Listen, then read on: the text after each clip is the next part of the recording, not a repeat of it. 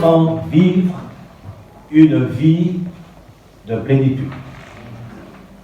Je crois que c'est bon de pouvoir aller dans ce sens, parce que ce qu'on va voir ensemble, ce sont peut-être des choses que nous connaissons, mais c'est bien de les rappeler, c'est bien de les mettre en évidence, c'est bien de faire en sorte qu'on ne soit pas des auditeurs oublieux, mais que nous puissions entendre, et ce qu'on entend vient de la parole de Dieu.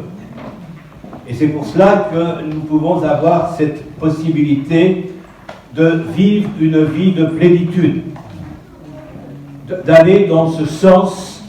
Alors pour cela, j'aimerais qu'on puisse faire une lecture, si vous voulez bien, dans la deuxième épître de Pierre, au chapitre 1er et au verset 1er.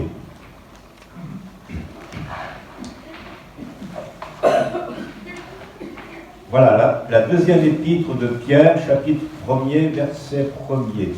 Simon Pierre, serviteur et apôtre de Jésus-Christ, à ceux qui ont reçu en partage une foi du même prix que la nôtre, par la justice de notre Dieu et du Sauveur Jésus-Christ.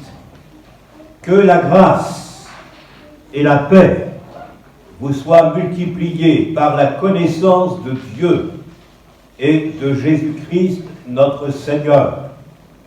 Sa divine puissance nous a donné tout ce qui contribue à la vie et à la piété au moyen de la connaissance de celui qui nous a appelés par sa propre gloire et par sa vertu.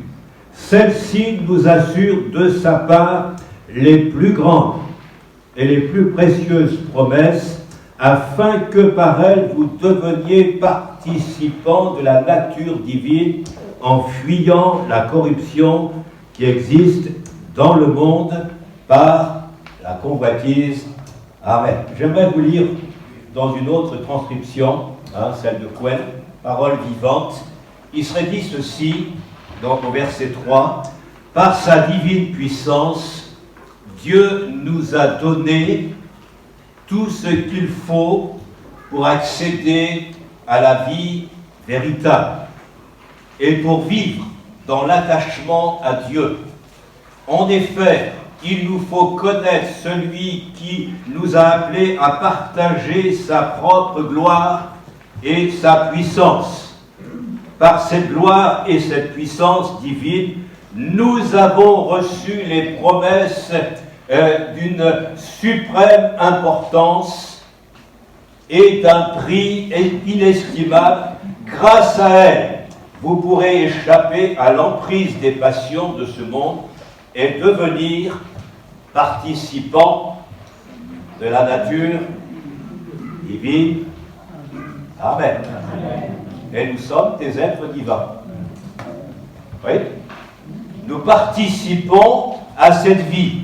Et il est bon justement que pour notre vie chrétienne, notre existence chrétienne, on est appelé à vivre pleinement notre expérience. Et notre expérience a été quand même de nous rappeler le prix de notre foi. Et le prix de notre foi est basé sur le sacrifice de Jésus-Christ, notre Sauveur. C'est lui qui a payé le prix. Et nous pouvons avoir accès au trône de la grâce de Dieu. Nous pouvons nous approcher de Dieu avec une pleine conviction pour justement nous amener sur cette vérité que nous avons été rachetés à un grand prix. Glorifiez donc Dieu par votre corps et votre esprit qui appartiennent à Dieu. Et je crois qu'on pourrait dire un grand Alléluia. On pourrait exprimer, parce que nous sommes quand même une église de réveil, nous sommes quand même une église que nous croyons dans le pouvoir, dans la puissance du sacrifice de Jésus-Christ, notre Sauveur. C'est lui qui a payé le prix. Alors pour nous, nous avons le privilège librement de nous approcher de celui qui a la solution, qui a la réponse à toutes les choses que nous vivons. Et c'est pour cela qu'il n'y a pas d'autre manière, il n'y a pas d'autre possibilité. Pour toi, si tu veux vivre une vie chrétienne, il est nécessaire de savoir le prix qui a été payé pour que toi tu sois libéré, pour que tu sois affranchi, pour que tu sois vraiment guéri, que tu sois celui qui a la possibilité de croire que nous approcher de lui, c'est avec un cœur sincère, dans la plénitude de la foi. Amen.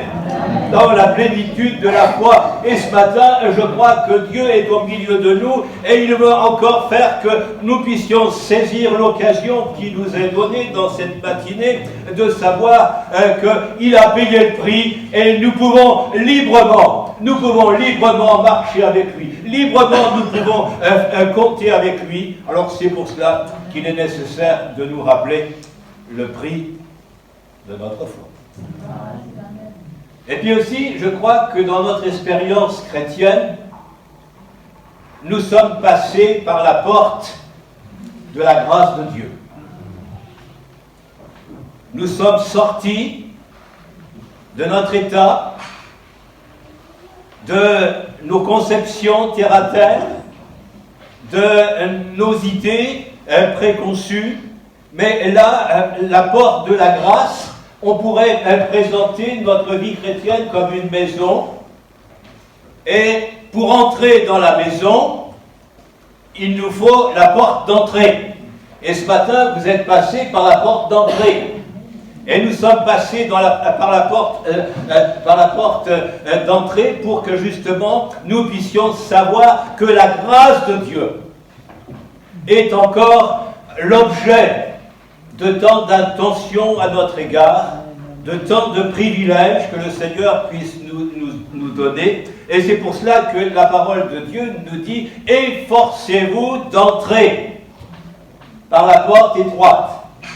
Et nous sommes entrés dans le salut, nous sommes entrés dans les privilèges, nous sommes entrés vraiment dans la libération pour qu'on puisse vraiment avoir cette liberté de nous approcher de celui qui a la solution à toutes nos questions.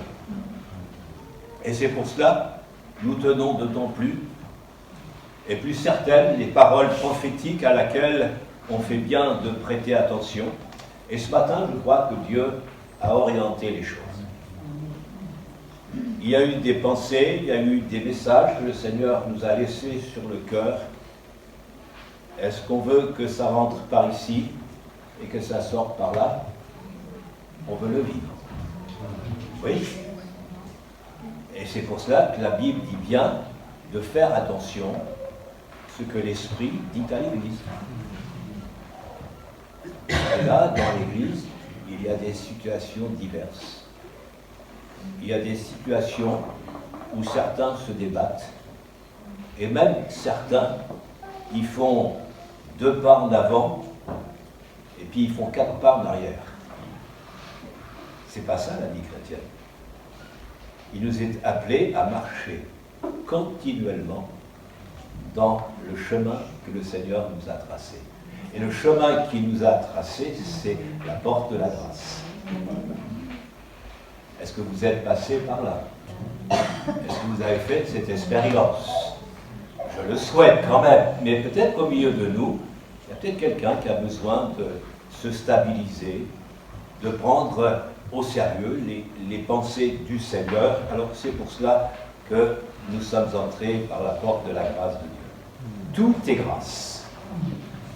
Tout vous est donné par grâce. Et c'est lui l'étoile du matin, qui brille dans nos cœurs. Et puis aussi, je dirais, comment vivre une vie de plénitude, c'est aussi l'engagement. Et c'est bon de parler de cela dans cette matinée. L'engagement de nos vies. Et nous avons pris la résolution, je le souhaite, nous avons pris la résolution de suivre Jésus. en lui faisant la promesse d'aller jusqu'au bout. Pourquoi, mon frère, as-tu arrêté? Pourquoi tu as cessé de suivre l'engagement, la promesse de cet engagement? Pourquoi, ma sœur, as-tu échappé? Tu t'es détourné? Tu as pris une autre voie? Tu as pris un autre sens dans ta vie? Oui, mais j'ai bien voulu croire en Jésus. J'ai bien voulu croire en celui qui avait la possibilité de me sauver, mais quand il s'agit de répondre à l'engagement, je crois que ça fait la différence. L'engagement de nos vies, c'est pour cela que nous avons été baptisés en Jésus-Christ. Vous avez revêtu Christ, et la vie chrétienne est toujours un engagement.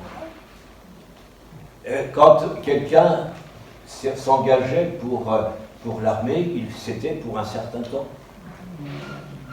C'était pour un certain temps. Et nous, notre engagement, c'est pour jusque pour l'éternité. Jusqu'à ce que le Seigneur revienne nous chercher.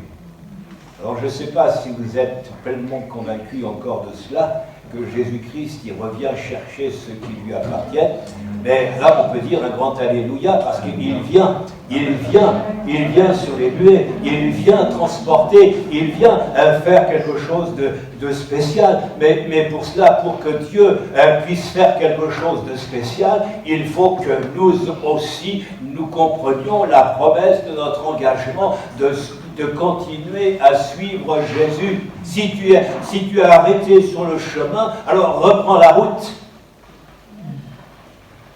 Si tu as cessé de faire confiance à Dieu, alors continue à faire confiance à Dieu.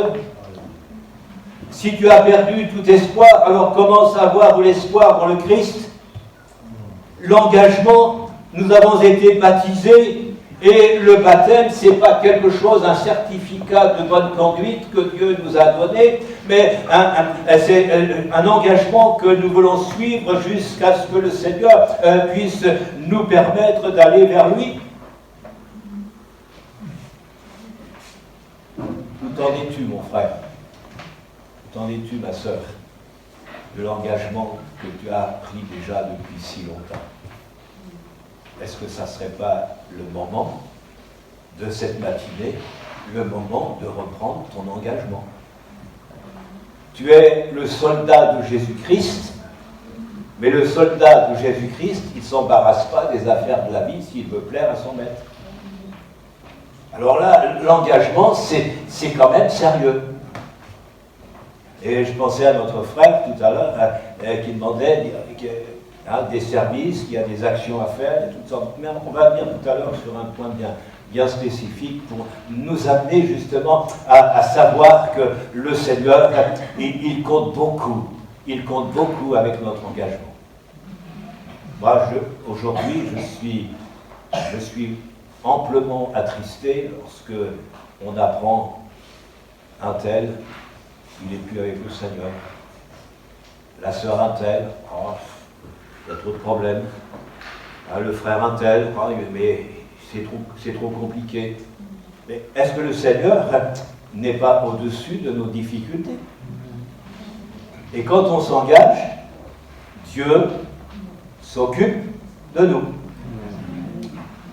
Et depuis pas mal de temps, on est engagé dans le Seigneur, on est engagé dans toutes sortes de choses, et tout à l'heure je vous ferai part de quelques nouvelles par rapport à Bergerac, mais c'est bon quand même de savoir que la vie chrétienne, une vie de plénitude, c'est de respecter notre engagement. Parce que quand par exemple le frère il dit à quelqu'un, tu peux t'engager, et puis il arrive, 8 heures, oui, 8 heures, on avait rendez-vous. À 9 heures, personne. À 11 heures, personne. À midi moins le quart, il commence à venir. Mais frère, c'est trop tard. On a vécu ça avec, quand on était dans une assemblée. Hein, il y avait des jeunes, dans l'église, et puis on avait programmé de faire des travaux dans l'église, on devait faire un toit, etc. Et puis, demain matin, 7h30, hein, parce que c'est chaud l'après-midi, à 7h30 le matin, à 7h30, personne, à 11h, personne, à midi moins 10, frère, on arrive, on va faire les travaux. Je lui dis, c'est trop tard, c'est l'heure du casse-croûte.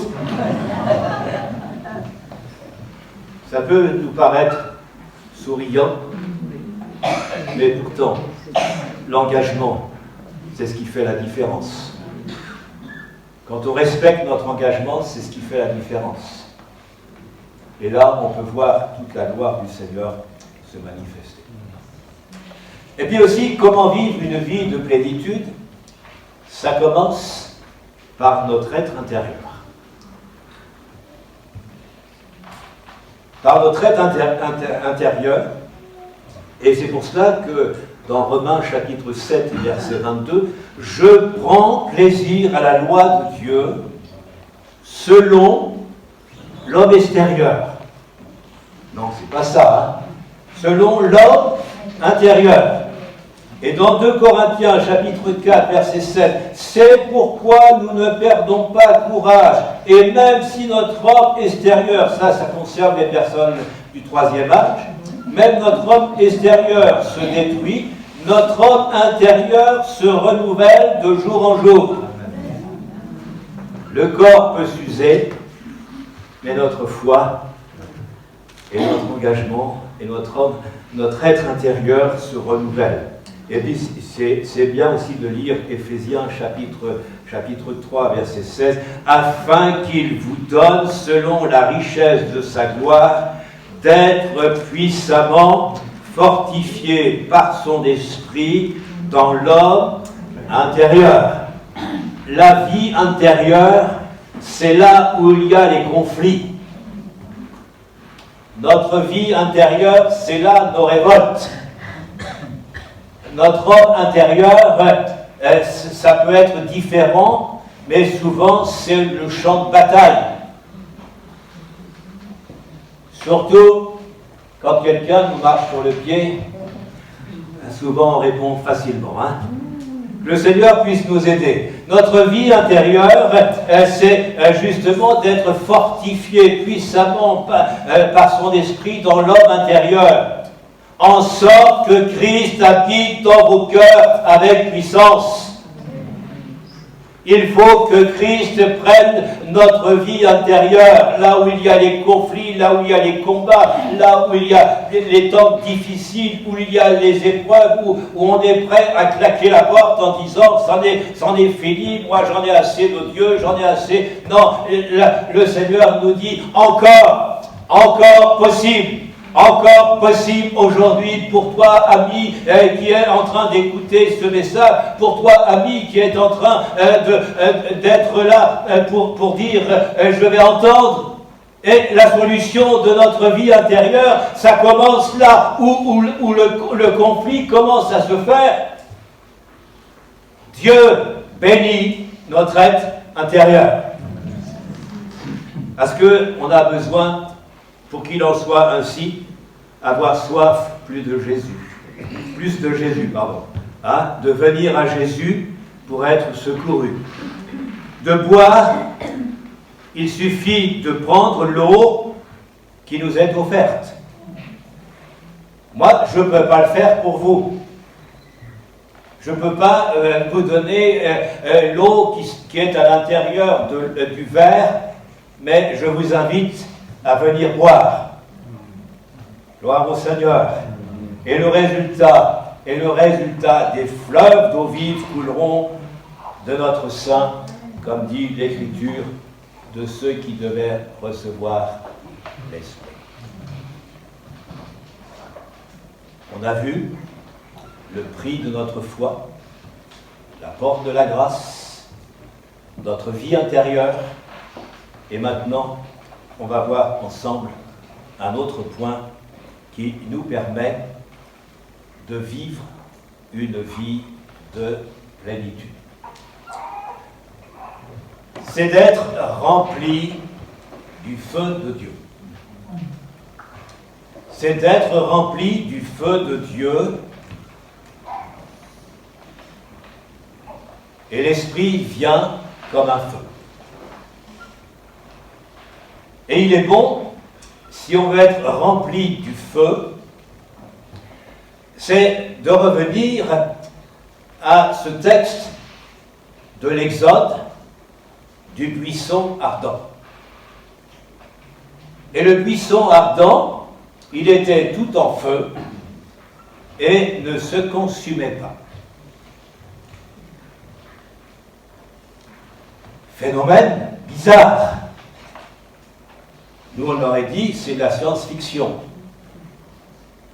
Mais là, il n'est pas question de science-fiction, mais de ce buisson qui était tout en feu et qui se consumait pas.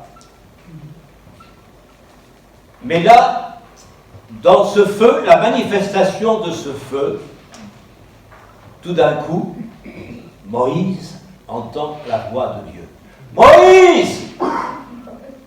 Moïse!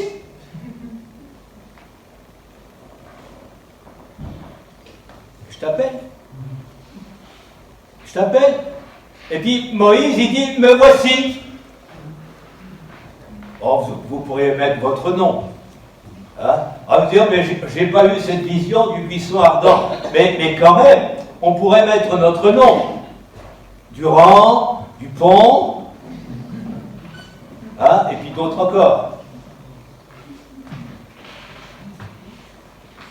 La voix du Seigneur se fait entendre. Moïse! Oui, Seigneur! Il faut que tu retournes en Égypte pour que les enfants d'Israël puissent être délivrés. Et là, Moïse a discuté avec le Seigneur. Oui, mais choisis quelqu'un d'autre. Mais c'est toi que j'ai choisi. Et ce matin, c'est toi que Dieu t'a choisi pour faire cette tâche. C'est Dieu qui t'appelle à répondre à son invitation. Et là, justement, le buisson ne se consumait pas.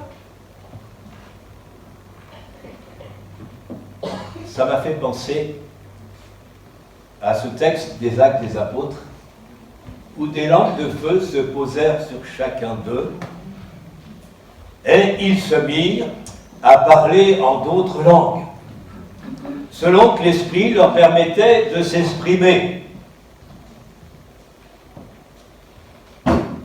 Mais ils n'ont pas été consumés, mais ils ont été remplis.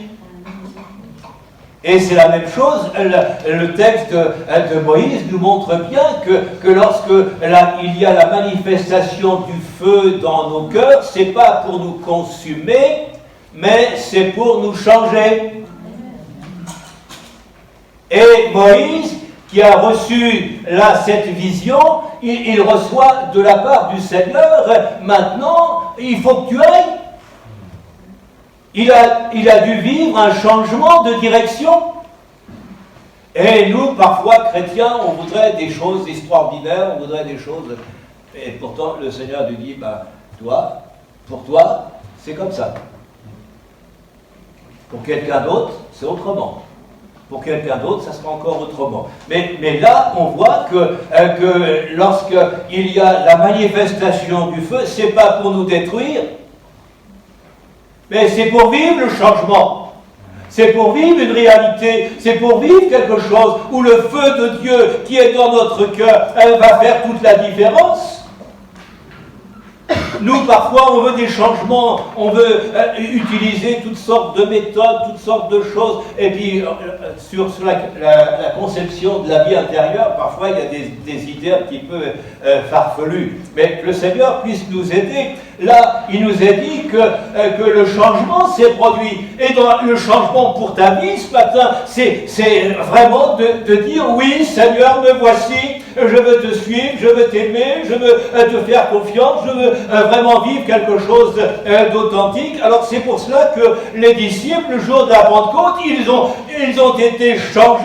Alors nous, on voudrait rester comme on est, on veut pas de transformation, on veut pas de changement, on veut pas que le Seigneur prenne toute la place, mais là c'est un défaut, c'est une erreur.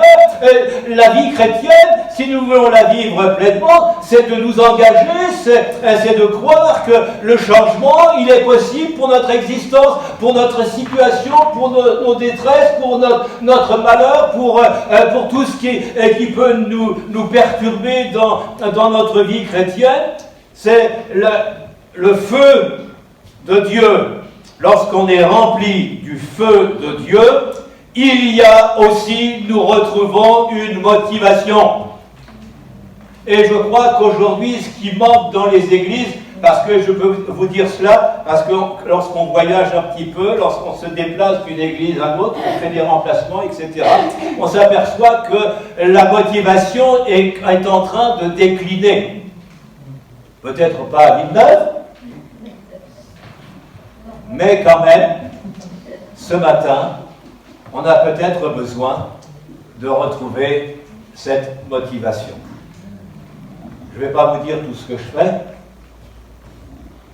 ce n'est pas le but, mais quand on est rempli du feu du Seigneur, on n'a pas peur d'agir, on n'a pas peur de faire, parce qu'on sait que celui qui est avec nous est plus grand que celui qui est dans le monde.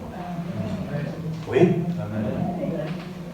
On retrouve la motivation, et la motivation, c'est le service.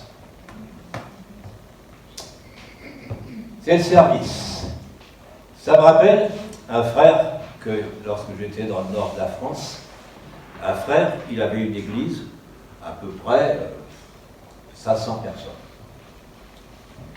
Il fait un appel le matin, il dit on a besoin de volontaires pour faire tel service. Et il dit voilà, ceux qui sont motivés, qui veulent lever votre main, personne. Personne. Et l'après-midi, il y avait la réunion l'après-midi, ça se fait encore dans certains secteurs. La réunion de l'après-midi est arrivée, et puis il a refait de nouveau l'appel qui veut se rendre utile pour l'œuvre de Dieu, pour faire telle et telle chose. Alors il a quand même insisté. Alors, deux mains se sont levées. Il faut quand même savoir que l'Église, c'est un tout.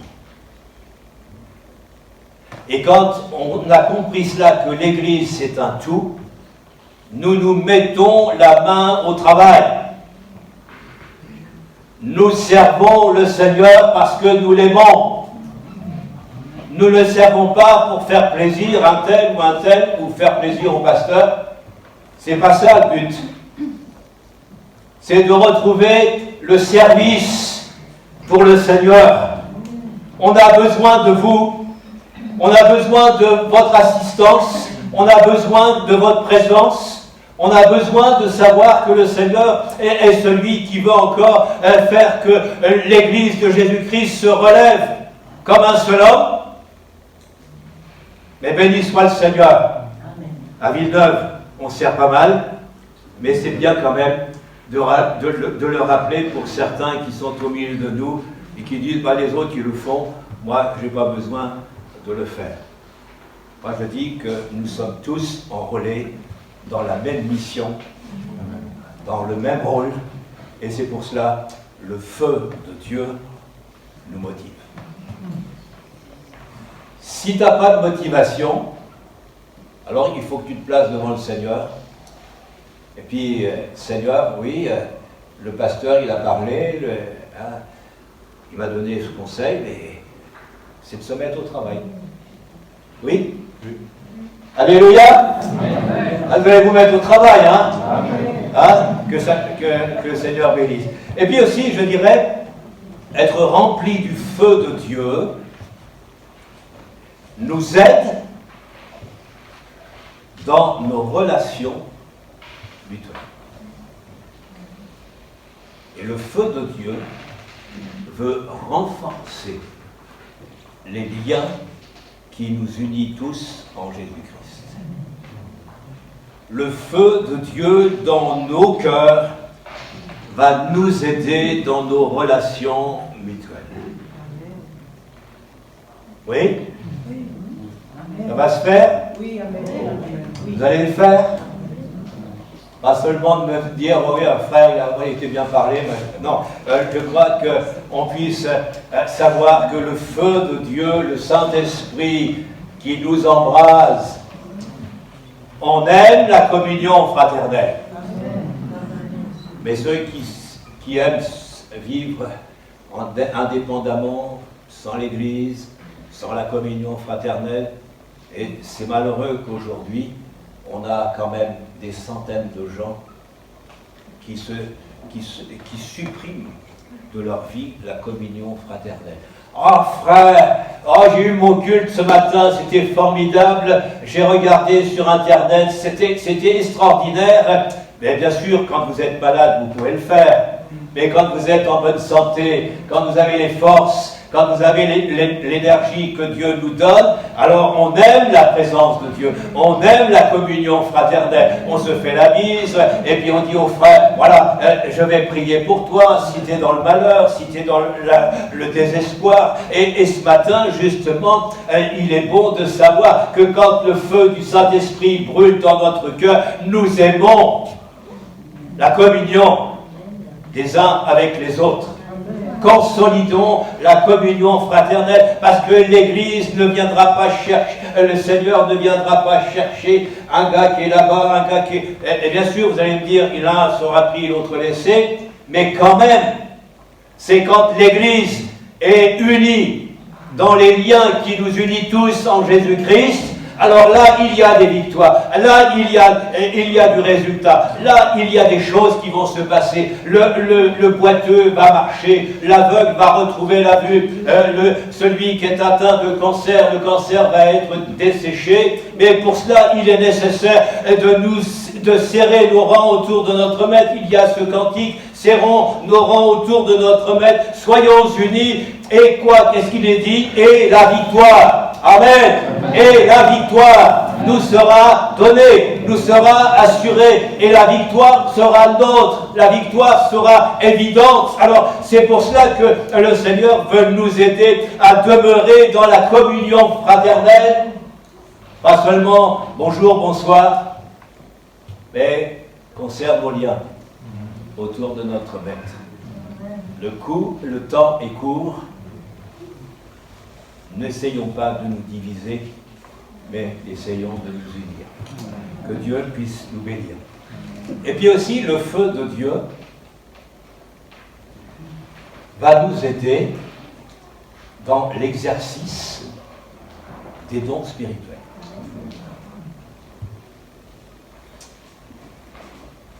Et je crois qu'aujourd'hui, on a peut-être besoin de revoir notre copie. Mais si le Saint-Esprit nous a été donné, ce n'est pas un certificat, ce n'est pas un diplôme, et le Seigneur nous a donné le feu du Saint-Esprit, il nous a embrasés, et que le Seigneur puisse nous embraser encore à nouveau. Ça vaut quand même la peine que pour les exercices des dons spirituels, on a encore besoin du feu du Seigneur dans notre vie. Que Dieu puisse le faire. Hein. Et puis aussi, voilà, l'heure tourne. Et puis aussi, je crois qu'on a besoin, quand on a le feu de Dieu, alors on est d'accord. On est d'accord avec la parole de Dieu. C'est vrai qu'aujourd'hui, on interprète on interprète certaines choses qui sont en dehors de la parole de Dieu. Mais il faut que le Seigneur nous aide à être convaincus que la parole de Dieu, c'est la vérité. Parce qu'aujourd'hui, il y en a qui reviennent avec les pratiques judaïstes, des juifs. Célébrer le sabbat, faire toutes sortes de choses, mais le Seigneur, quand on se convertit à lui, le sabbat, c'est devenir de servir aussi la cause du Seigneur. Et la cause du Seigneur a besoin d'unité. C'est pas, par exemple, en disant à quelqu'un, tu sais, moi je vais aller là-bas. Et puis l'autre il dit, moi je... Non, si l'Église a une action d'évangélisation, il faut quand même le dire, quand l'Église a une action d'évangélisation, il faut unir nos efforts. Oui? À moins que je me trompe. Et ça marche comme ça, hein. On unit les efforts. Et on a le même but. On essaie de faire qu'on puisse aller dans le même but. Et quand on n'a pas le feu de Dieu, alors on aime d'aller par-ci, par-là, et puis on est comme un papillon, on va butiner par-ci, par-là, et on se dit, non, c'est pas ça. Lorsque tu as le feu de Dieu dans ton cœur, alors tu acceptes la parole de Dieu. Et en acceptant la parole de Dieu, alors le feu de Dieu va continuer de brûler. Pas pour te consumer, mais pour que le feu de Dieu brûle encore dans ton cœur. Amen. Amen. Que le Seigneur nous bénisse. Que le Seigneur puisse faire. Alors, je pense qu'on pourrait courber nos fronts et puis demander au Seigneur sa grâce et sa bénédiction.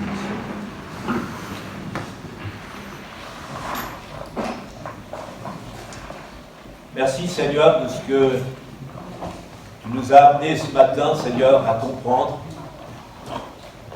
que vivre une vie de plénitude, nous avons besoin de ton feu, Seigneur. Nous avons besoin de ton ardeur. Et pour cela, Seigneur, que déjà à partir de cet instant, à partir de ce moment, Seigneur, tu puisses faire en sorte que le feu de Dieu puisse continuer à brûler dans les cœurs. Pour que tu nous aides à vraiment, Seigneur, être des vigilants, à être dociles lorsque tu nous appelles, Seigneur, à remplir notre tâche. Et nous essayons de le faire le mieux possible, Seigneur. Mais pour cela, nous avons besoin de ton esprit. Nous avons besoin du feu de ton esprit, Seigneur, dans notre vie, dans notre existence, pour que réellement, Seigneur, les choses puissent changer, que les circonstances que les uns et les autres vivent aujourd'hui, Seigneur, soient complètement terminées, Seigneur, et qu'enfin on puisse voir, Seigneur, que tu te lèves au milieu de nous, que tu te tiens au milieu de nous, Seigneur. Et pour cela, Seigneur, puisse permettre, Seigneur, que si l'un ou l'autre, Seigneur, a été interpellé, Seigneur, dans ces paroles que nous avons échangées ensemble, Seigneur, nous te demandons, Seigneur, toute l'assistance de la grâce de Dieu et permettre, Seigneur, qu'encore aujourd'hui, Seigneur, tu nous aides, Seigneur, à être encore plus animés, Seigneur, du feu de ton esprit, Seigneur, pour que lorsqu'on va parler de ta part, Seigneur, ça soit quelque chose de vivant. Que lorsque les gens, Seigneur, vont témoigner de leur foi, que là aussi, Seigneur, il y ait, Seigneur, le feu de Dieu, Seigneur, et qu'ainsi les vies soient touchées, soient transformées. Alors nous te demandons, Seigneur, ton assistance ce matin, Seigneur, au milieu de nous, Seigneur. Tu puisses nous aider, Seigneur. Tu puisses faire en sorte, Seigneur, que nous soyons, Seigneur, encore renouvelés dans le feu du Saint-Esprit, Seigneur. À ton nom soit la gloire. À ton nom soit le triomphe. Amen.